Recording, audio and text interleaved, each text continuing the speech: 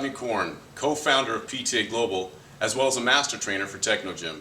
I'd like to take just a couple minutes and talk to you today about the Pure Strength line from Technogym, specifically looking at the design and function and how that relates to the emotional state as well as your movement capabilities and ultimately the results. Now let's look at three specific aspects relative to design on the Pure Strength equipment.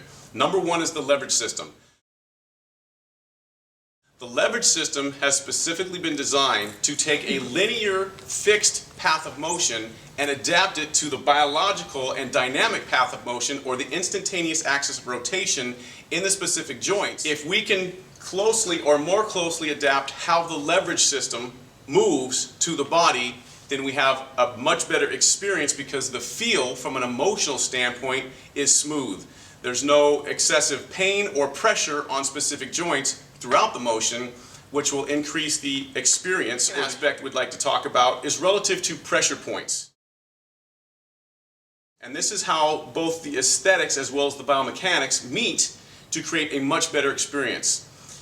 Specifically, let's start with the actual padding that's used on the equipment. As the force is being placed through the resistance or through the load onto the body is either going to be pressed into a pad from behind or in front, depending on the particular apparatus that you're on. That being said, if I have force being placed through my body, my torso, onto a pad, if the pad doesn't accommodate the various shapes of my body, I can get pressure points. If I have specific pressure points that go into the particular padding or backing or the front, that can increase the pain or the perception of pain during the exercise. Now, the reason that's so important is because pain can do two things. One, it can emotionally shut you down. Nobody wants to feel pain. So if I have pain during the exercise, it's going to make it a poor experience. Poor experience leads to a poor outcome. Physically, pain can also create inhibition. So if I have inhibition in the muscular system, I'm actually doing the opposite of what I want to do.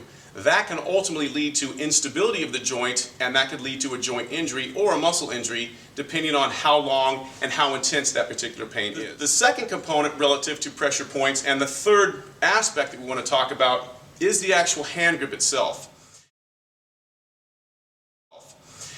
On all of the upper body pieces in the Pure Strength line, your hands are what directly grabs the load relative to the leverage system we've already discussed. When your hand is on the bar, it receives the most force or the most pressure through it per unit of space on the body. That being said, typically when you grab a bar and the bar is circular, it creates a lot of pressure localized in certain areas of the hand.